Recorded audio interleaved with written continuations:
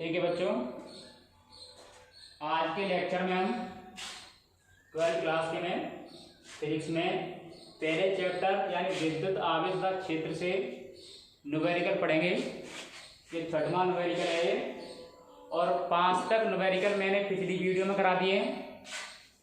अब 6वें न्यूमेरिकल से पढ़ेंगे। तो देखिए 6वां न्यूमेरिकल हमारा इस प्रकार है। 4 बिंदु आवेश QA 2 माइक्रोकूलम, QB माइनस के 5 माइक्रोकूलम, QC 2 माइक्रोकूलम तथा QD माइनस के 5 माइक्रोकूलम 10 सेंटीमीटर भुजा के किसी वर्ग ABCD के शीर्षों पर अवस्थित हैं, यानी रखे हुए हैं। वर्ग के केंद्र पर रखे 1 माइक्रोकूलम आवेश पर लगने वाला बल ज्ञात करना है। लगने वाला बल कितना है ये निकालना है। देखिए किस तरीके से ये ऐसे करके वर्ग है,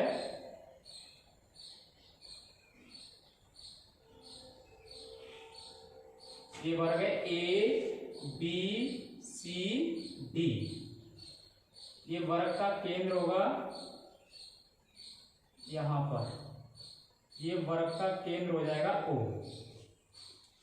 अब उसने बोला है ये जो आवेश है QA, QB, QC, QD ये क्या रखें 10 सेंटीमीटर की भुजा ABC के शीर्षों पर रखें, यानी कि शीर्ष A पर आवेश कितना है 2 माइक्रोकूलम, B पर कितना है माइनस के 5 माइक्रोकूलम, C पर कितना है 2 माइक्रोकूलम और D पर कितना है माइनस के 5 माइक्रोकूलम, और इसके केंद्र पर कितना है 1 माइक्रोकूलम। ये सवाल दिया है। अब ये कह रहा है कि इस वर्ग के केंद्र पर इन चारों आवेशों के द्वारा इस वर्ग के केंद्र पर कितना बल लगेगा, ये हमें निकालना है। तो देखिए किस तरीके से निकालेंगे हम निकालेंगे कि 2 माइक्रोकूलम का आवेश इस 1 माइक्रोकूलम पर कितना बल लगाता है। ऐसे ही यहाँ पर B पे रखा हुआ है माइनस के 5 माइक्रोकूलम का आवेश, इस 1 माइक्रोकूलम के आवेश पर कितना बल लगाता है, ऐसे ये कितना लगाता है, ऐसे ये कितना लगाता है। फिर क्या कर देना है, इन बलों को हमें जोड़ देना है। और किस नियम से जोड़ देना है, सदिश नियम से जोड़ देना है, क्योंकि बल कैसी राशि है, सदिश राशि है। अब देखिए कैसे निकालेंगे। जैसे हमने 2 माइक्रोकूलम आवेश के कारण इस 1 माइक्रोकूलम आवेश पर लगने वाला बल निकालेंगे। तो देखिए हमने मान लिया कि जो 2 माइक्रोकूलम का आवेश है वो 1 माइक्रोकूलम आवेश पर कितना बल लगाता है, ये निकालेंगे। फिर ऐसे ये निकालेंगे। अब देखिए ये 2 माइक्रोकूलम का आवेश है और ये भी 2 माइक्रोकूलम का आवेश है, और इस तरीके से एक ही रेखा में, और ये बिल्कुल बीच में रखा है मध्य बिंदु पर इसके पर, और इसकी भुजा कितनी की 10-10 सेंटीमीटर की, 10 सेंटीमीटर इस तरीके से। ठीक है, ये इसका बिल्कुल O इसका मध्य बिंदु होगा इस रेखा का। अब देखिए ये 2 माइक्रोकूलम है, ये भी 2 माइक्रोकूलम समान है, तो ये बल कैसे लगाएंगे, ये बल बिल्कुल समान लगाएंगे। कैसे लगाएंगे, इनके बलों के परिमाण कैसे होंगे, समान होंगे। अब देखिए ये 2 माइक्रोकूलम प्लस का ये भी 2 माइक्रोकूलम है, अब समान बल लगाएंगे, और ये दोनों प्लस के हैं तो कैसे करेंगे, एक दूसरे को प्रतिकर्षित करेंगे, यानी कि ये इस तरफ लगेगा 2 माइक्रोकूलम, यानी कि शीर्ष A पर रखे आवेश के कारण जो बल लगेगा उसकी दिशा ऐसे होगी, ऐसे C पर रखी होगी उसकी दिशा ऐसे होगी, क्योंकि एक दूसरे को क्या करेंगे, प्रतिकर्षित करेंगे। क्यों करेंगे, क्योंकि इनके परिमाण दोनों के कैसे हो जाएंगे, इन दोनों के परिमाण कैसे हो जाएंगे, समान हो जाएंगे। 2 माइक्रोकूलम का आवेश 1 माइक्रोकूलम के आवेश पर जितना बल लगाएगा उतना ये लगाएगा इस पर। अब दोनों कैसे हैं, समान प्रकृति के, ये भी धनात्मक है ये भी धनात्मक है, तो क्या करेंगे, एक दूसरे को प्रतिकर्षित करेंगे। तो ये मान लिया हमने FOA वेक्टर, ऐसे ये मान लिया हमने FOC वेक्टर। इसी तरीके से यहाँ पर होगा, देखिए ये माइनस के 5 माइक्रोकूलम है, ये भी माइनस के 5 माइक्रोकूलम, जितना बल यहाँ लगाएगा उतना ही बल यहाँ लगाएगा।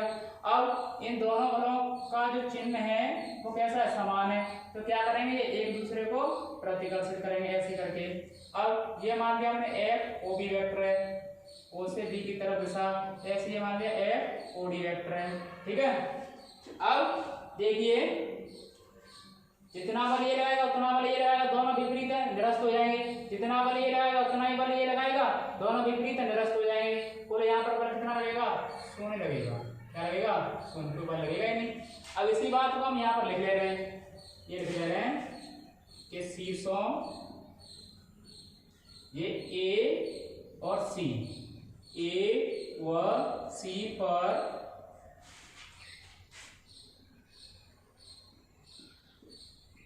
समान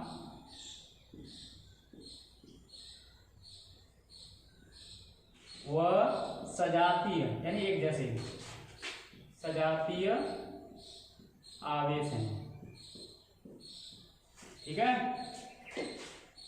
अब लिख देंगे कि केंद्र O यानी कि 1 माइक्रो कूलम पर इनके द्वारा लगाए गए बल ये मान लिए क्रमशः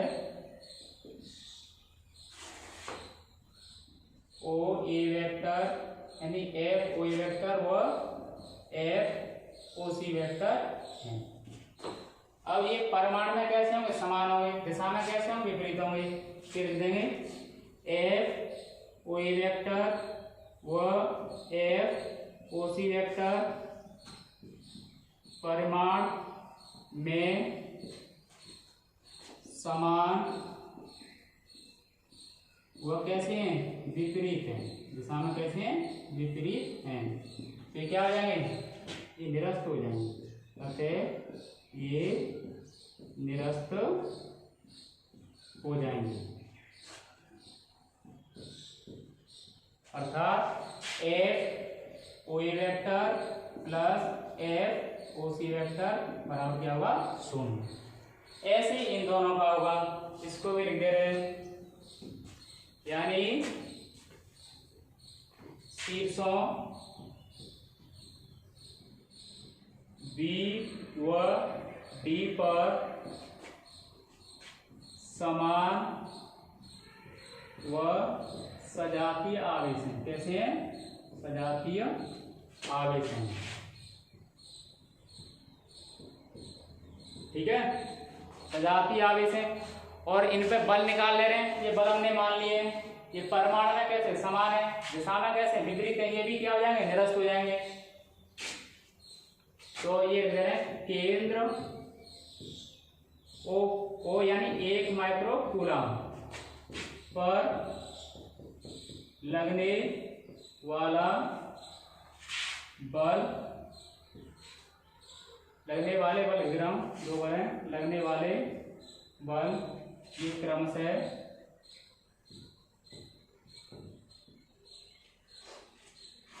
देखिए क्या माने एफ ओ बी वेक्टर व एफ ओ डी वेक्टर हैं। एफ ओ बी वेक्टर व एफ ओ डी वेक्टर परिमाण में कैसे हैं? परिमाण में समान और कैसे हैं? विपरीत हैं। वह विपरीत हैं। तो ये भी क्या हो जाएंगे? निरस्त हो जाएंगे। अतः ये निरस्त हो जाएंगे या हो जाते हैं। यानी कि F O D vector plus F O D vector बराबर क्या होगा? शून्य। अब निकालेंगे इस पर 1 माइक्रो कूलम केंद्र पर ही तो है 1 माइक्रो कूलम लिख देंगे। अतः 1 माइक्रो कूलम आवेश पर लगने वाला बल F बराबर F O A vector plus F O B vector plus F OC vector plus FOD vector. ये मैंने यही लिख दिया है। इस तरीके से शून्य दिशा के अकॉर्डिंग लिख जाते हैं, माइनस प्लस इस तरीके से। F बराबर FOA vector plus FOC vector, ये मैंने ऐसे लिख दिया है, और plus FOB vector plus FOD vector, ये मैंने ऐसे लिख दी। ये वाला इसके साथ, ये वाला इसके साथ। इसका मान क्या है 0, इसका मान क्या है 0, तो कितना आ जाएगा 0, कोई बल नहीं लगेगा। तो इसे आप नोट कर लीजिए।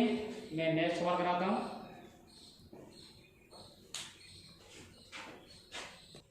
देखिए बच्चों, सवाल नंबर 7 है हमारा। इसमें दो भाग हैं, ए बी। स्थिर विद्युत क्षेत्र रेखा एक सतत वक्र होती है, अर्थात कोई रेखा एकाएक नहीं टूट सकती। क्यों? जैसे ये हमारे पास इस तरीके से आवेश है और ये बल रेखा इस तरीके से ऐसे करती है। यहाँ कहीं आवेश रखा हुआ है अनंत पर और ये बल रेखा ऐसे है, इस तरीके से ऐसे बल रेखा है, विद्युत क्षेत्र बल रेखा है। तो इसका मतलब है स्थिर विद्युत क्षेत्र रेखा एक सतत वक्र होती है, निरंतर होती है, अर्थात ये रेखा एकाएक नहीं टूट सकती। क्यों? ऐसे नहीं टूट सकती, इस तरीके से ऐसे टूट नहीं सकती है। ये ऐसे करके इस तरीके तोड़ा हुआ है। क्यों नहीं टूट सकती है ये बताना है हमें, इसका कारण। तो मैंने आपको इसके गुण लिखाए हैं, विद्युत बल रेखाओं के गुण।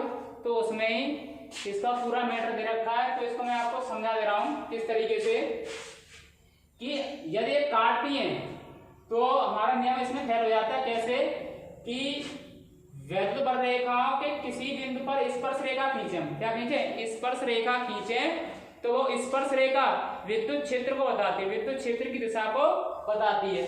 अब देखिए यहाँ खींच देंगे, अब यहाँ कहां से खींचे, जब यहाँ रेखा ही नहीं है, यहाँ खींच नहीं सकते हैं, तो ये ऐसा नहीं हो सकता, क्योंकि जब ये रेखा होगी तो उसकी दिशा भी होगी। यहाँ रेखा ही नहीं है ये, तो आप स्पर्श रेखा कैसे खींच देंगे? तो यहाँ पर आप विद्युत क्षेत्र की दिशा कैसे निकालेंगे? तो ये हमारे नियम को फॉलो क्या करती है? नहीं करती है। तो इसलिए इसका कारण हम क्या लिखेंगे कि जो विद्युत बल रेखाएं जो होती है, विद्युत क्षेत्र रेखाएं जो होती हैं, वो सतत वक्र होती हैं। क्यों होती हैं? क्योंकि यदि वो टूट जाएंगी तो क्या करेंगे? तो जगह खाली बचेगी, वहां पर हम स्पर्श रेखा कैसे खींचेंगे?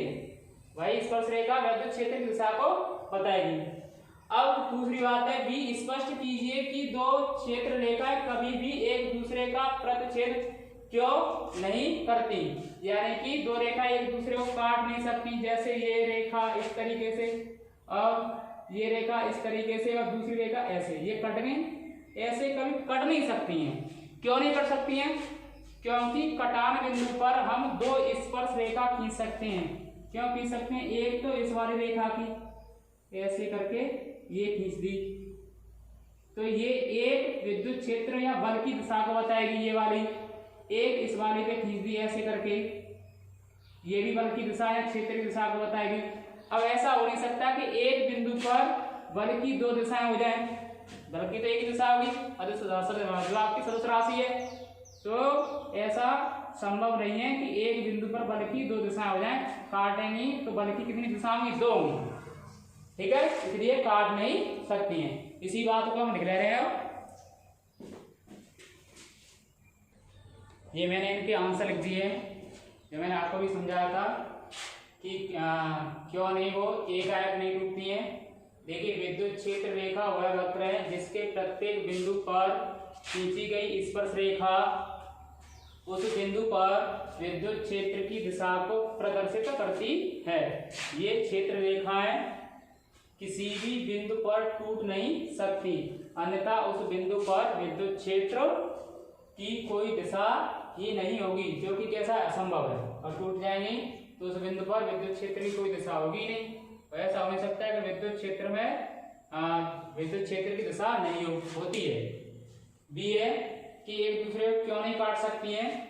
दो विद्युत क्षेत्र रेखाएं एक दूसरे को प्रतिच्छेद नहीं कर सकती, यानी काट नहीं सकती, क्योंकि कटान बिंदु पर दो स्पर्श रेखाएं खींची जा सकती हैं, जो कि उस बिंदु पर विद्युत क्षेत्र की दो दिशाएं प्रदर्शित करेगी।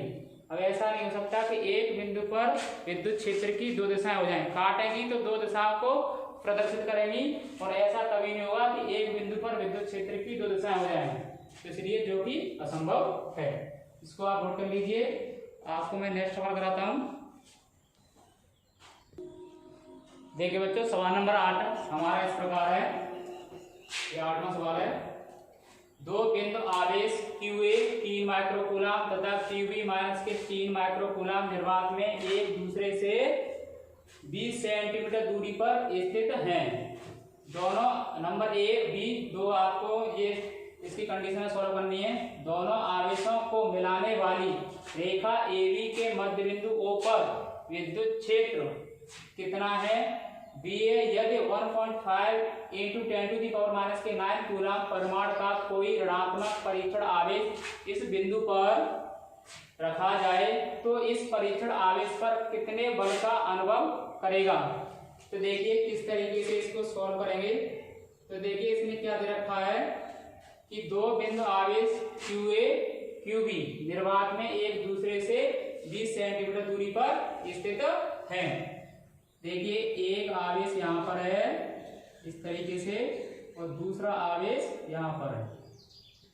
यहाँ QA मान लिया, यहाँ पर QB मान लिया। इन दोनों के बीच की दूरी कितनी है? इन दोनों के बीच की दूरी है 20 सेंटीमीटर। ठीक है, एक A हो गया बिंदु, दूसरा B हो गया। अब उसने बोला है नंबर A में कि दोनों आवेशों को मिलाने वाली रेखा AB के मध्य बिंदु O पर, दोनों आवेशों को मिलाने वाली रेखा का मध्य बिंदु यहाँ मान लिया हमने O, यहाँ पर।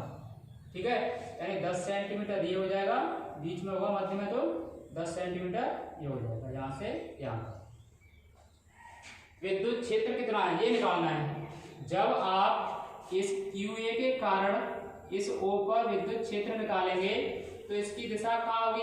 अब देखिए QA का मान धनात्मक है तो विद्युत क्षेत्र की दिशा धनात्मक से बाहर की तरफ होती है, तो इस तरफ हो जाएगी ऐसे करके।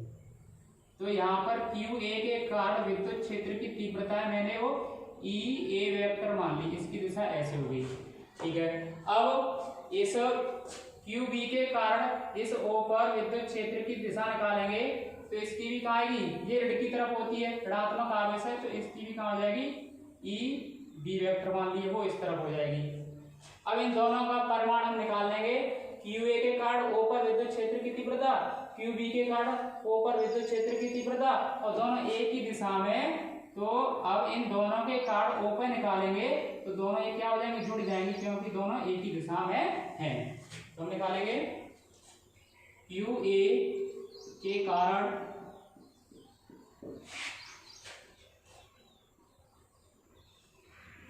बिंदु O पर विद्युत क्षेत्र की तीव्रता,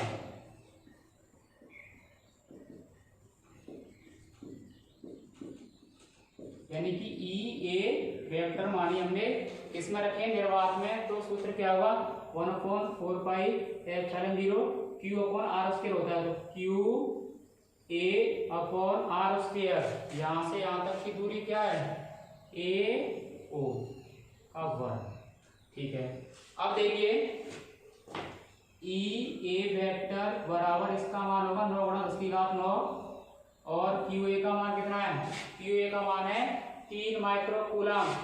अब इसको कूलम में चेंज करेंगे तो आपको 10⁻⁻6 से गुणा करना पड़ेगा, तो ये हो जाएगा 3 × 10⁻6 कूलम में हो गया अपॉन, यानी कि यहाँ से यहाँ तक की दूरी कितनी है? 10 सेंटीमीटर, जबकि हमें ये मीटर में लेनी है। अब 10 सेंटीमीटर को मीटर में चेंज करेंगे तो ये हो जाएगा 0.1 मीटर में हो जाएगा। ठीक है, ये आपको ध्यान रखना है। इसकी दिशा कहाँ होगी? इसकी दिशा होगी यानी कि AO दिशा।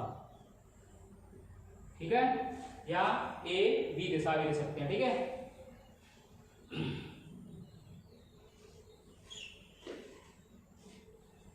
अब ऐसे निकाले हैं, इसको सॉल्व कर ले रहे हैं। EA वेक्टर बराबर ये 27 हो जाएगा, 9 के 27 और इंटू ये बचेंगे 10 पे घात कितनी बचेंगी? 3 बचेंगी अपॉन ये 0.1 का बराबर होगा 0.01। ठीक है, 100 से गुणा ऊपर कर दो, 100 से कर दो नीचे, जिससे पॉइंट हट जाए। तो ये हो जाएगा ई ए वेक्टर बराबर ये 27 गुणा 10 पे घात कितनी हो जाएंगी, ये तो 100 से ये पॉइंट हट गया, एक बचेगा, एक का भाग जाएगा 27 आएगा ये, तो ये 2 घात ये रही, ये 5 हो जाएंगे, कितनी जाएंगी 5, इतने न्यूटन प्रति कूलम। ठीक है, अब ऐसे निकालेंगे इसके कारण क्यू बी के कारण बिंदु ओ पर विद्युत क्षेत्र की तीव्रता,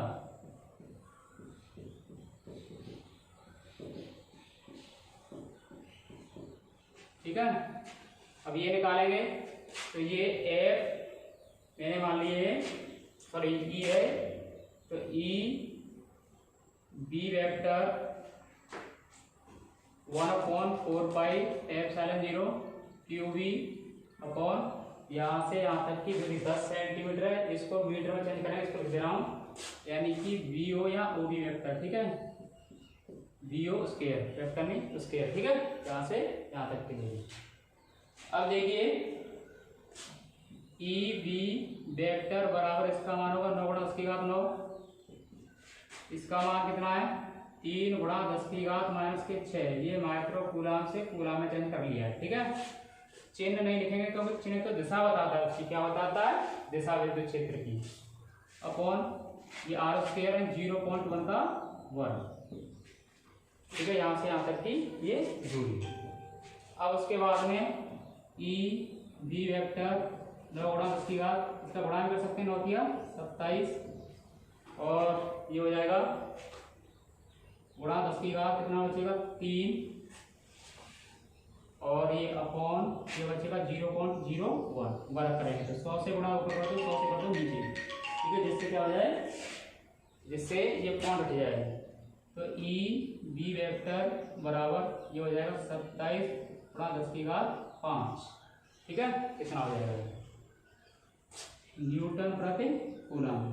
ठीक है, इसको लिखो या मत लिखो, बता दिया हमें, दिशा उसकी उस तरफ है।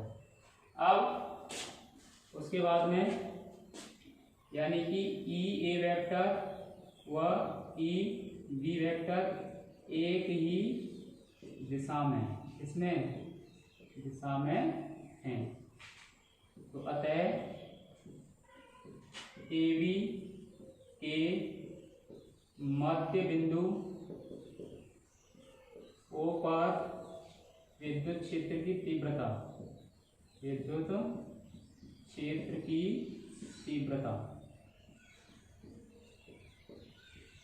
ई वेक्टर बराबर E A vector plus E B vector, E vector बराबर, अब ई ए वेक्टर कितना है 27 गुणा 10 पे घात 5 प्लस 27 गुणा 10 पे घात 5, इसको जोड़ेंगे तो ये हो जाएगा 54 गुणा 10 पे घात 5, या इसको ई वेक्टर बराबर 5.4 गुणा 10 पे घात 6, इतने न्यूटन प्रति कूलम हो जाएगा। ये पॉइंट यहाँ ले आऊँ तो एक घात बढ़ जाएगी। उसके बाद में बी में क्या करना है हमें, यदि ये करा 1.5 गुणा 10 पे घात -9 कूलम परमाणु का कोई ऋणात्मक परीक्षण आवेश इस बिंदु पर रखा जाए तो इस परीक्षण आवेश पर कितने बल का अनुभव करेगा। अब देखिए बी निकालना है हमें, तो कह रहा है यदि परीक्षण आवेश कितना है वो पर, परीक्षण आवेश Q0 मान सकते हैं या Q मान लिया मैंने, Q बराबर कितना है 1.5 गुणा 10 पे घात -9 कूलम, ये वाला। तो यहाँ पर F निकालना है, तो सूत्र होता है E बराबर F अपॉन Q, यहाँ से F निकालेंगे तो कितना आएगा E Q। अब ये लिख दे रहा हूँ,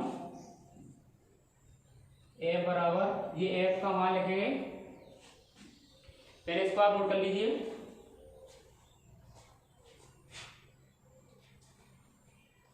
अब देखिए यहाँ ऋणात्मक डाल के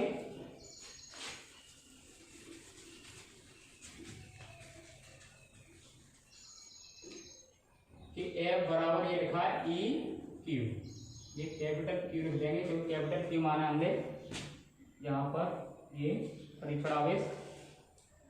अब यहाँ से F बराबर ई का मान कितना अभी निकाला हमने 5.4 गुणा 10⁻6 गुणा, अब Q का मान ये कैपिटल Q लिख दें कितना है, ये Q का मान दे रखा है इसमें कितना था 1.5 गुणा 10⁻⁻9 होगा। अब इसका गुणा करेंगे तो देखिए ये पॉइंट बाद में सॉल्व कर लेंगे हम। 15 चौके कितने होंगे 60 होंगे, 66 हो जाएंगे, 75 और ये 81 हो जाएगा। पॉइंट कहाँ जाएगा 2 अंक बाद, तो पॉइंट यहाँ जाएगा गुणा 10⁻कितने बचेंगे माइनस के 3, यानी F बराबर 8.1 गुणा 10⁻3 इतने न्यूटन के बल का अनुभव करेगा। इसको आप नोट कर लीजिए।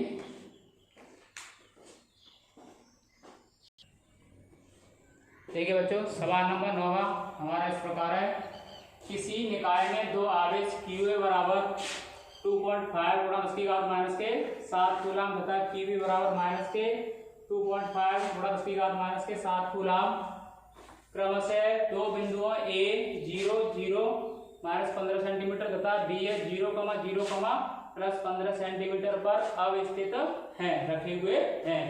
निकाय का कुल आवेश तथा विद्युत द्विध्रुव आघूर्ण क्या है।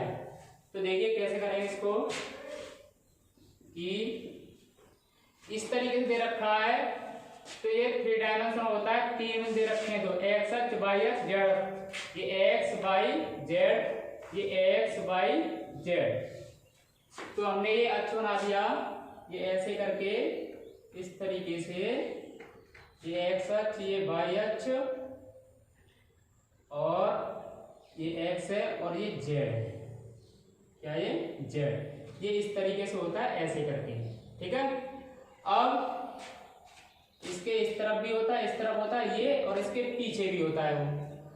अब हमें ये बिंदु बताने हैं कि ये A कहाँ पर होगा, तो ये पीछे की तरफ ऐसे करके ये माइनस, जिसको बोलते हैं जेड प्राइम, ठीक है। इस तरफ माइनस की तरफ होते हैं, पीछे की तरफ है।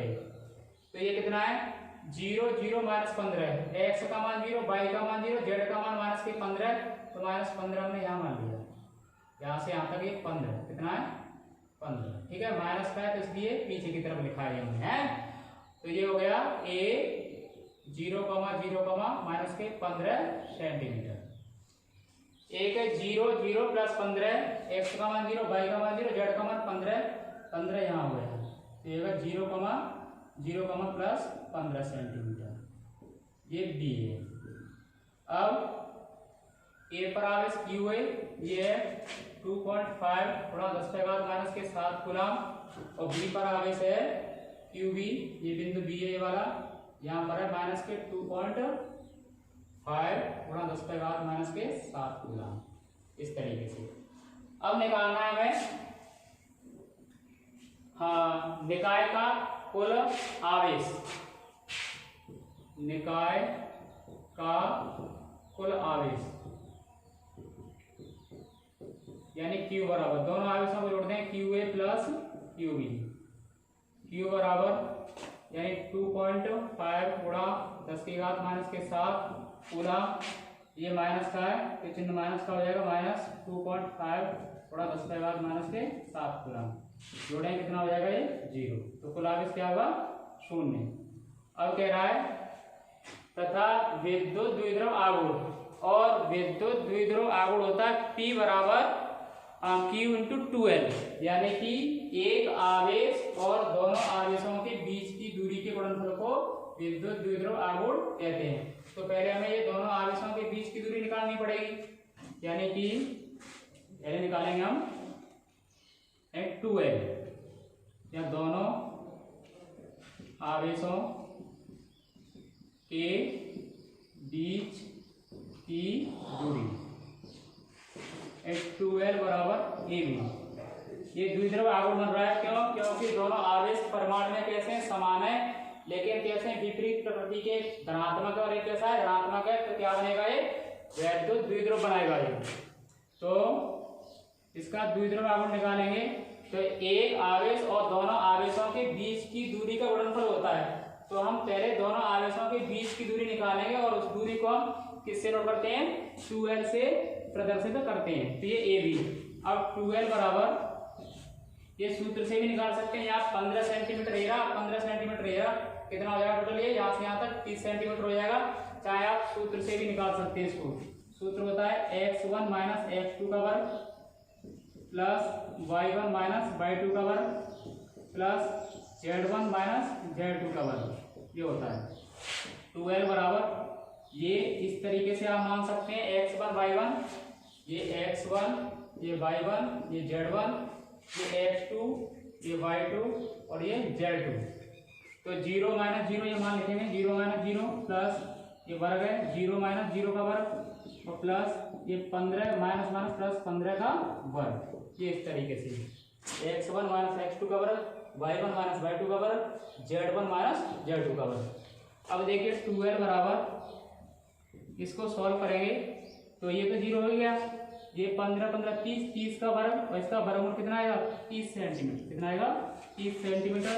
इसको मीटर में चेंज कर लेंगे, 30 गुणा 10 के घात माइनस के 2 मीटर, या इसको 2l बराबर 3 गुणा 10 के घात माइनस के 1 मीटर। अब हमें क्या निकालना है? ये दूरी आएगी दोनों आवेशों के बीच की दूरी। अब निकालना है विद्युत द्विध्रुव आघूर्ण। विद्युत द्विध्रुव आघूर्ण, तो P बराबर सूत्र होता है Q इंटू 2l। एक आवेश, कौन सा भी एक आवेश लिख सकते हैं। तो मैंने यहाँ पर ये A लिख दिया, B लिख सकते हैं, वो तो चिन्ह प्रमाण लिखा जाता है केवल। तो कितना है? 2.5 गुणा 10 के घात माइनस के कितना है? 7। 2l कितना है? 3 गुणा 10 के घात माइनस के 1। P बराबर, ये गुणा करेंगे तो ये हो जाएगा 7.5 गुणा 10 के घात माइनस के 8। इतना हुआ। और इसका मात्रक क्या हुआ? इसका मात्रक होता है कूलाम मीटर। कूलाम मीटर, ये आपका आंसर हो गया। इसे आप नोट कर सकते हैं।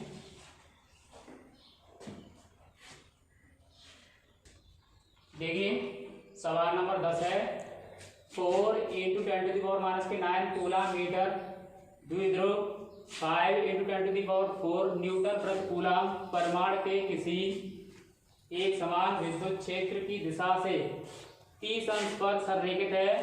द्विध्रुव पर कार्यरत बल आघूर्ण का परिमाण परिकलित कीजिए। देखिए सीधा सवाल है, इसमें सीधे सीधे मान दे रखे हैं कि ये मान किसका हो जाएगा? P का मान हो जाएगा वैद्युत द्विध्रुव यानी 4 इंटू 10⁻⁹ कूलाम मीटर। ठीक है, और ये विद्युत क्षेत्र का मान हो जाएगा E का, एक समान विद्युत क्षेत्र में रखा हुआ है 5 इंटू 10⁴ न्यूटन प्रति कूलाम। आप इनसे पहचान सकते हैं मात्रकों से। कूलाम मीटर किसका मात्रक होता है? P का होता है, P बराबर लिख दिया। ये न्यूटन प्रति कूलाम किसका मात्रक होता है? E का होता है, तो E बराबर लिख दिया। कोण कितना? थीटा बराबर 30 अंश। ठीक है, क्या पूछ रहा है? बल आघूर्ण। तो बल आघूर्ण का सूत्र मैंने आपको दिखा दिया है। बल आघूर्ण तो बराबर होता है PE sin थीटा। तो बराबर P का मान है 4 इंटू 10⁻⁹, E का मान है 5 इंटू 10⁴ और साइन 30 अंश। ये 20 हो जाएंगे गुणा 10 के घात, ये माइनस के 5 बचेंगे और ये हो जाएगा 1/2 इसका मान। इससे इसको कैंसिल हो जाएगा, ये 10 गुणा 10 के घात माइनस के 5 या टो बराबर 10 के घात माइनस के 4। ठीक है, अब इसका मात्रा क्या हुआ? देखिए इससे चेक कर लेंगे कि P होता है तो कूलाम मीटर और इंटू न्यूटन प्रति कूलाम। इससे कट जाएगा तो क्या आ जाएगा? Newton metre.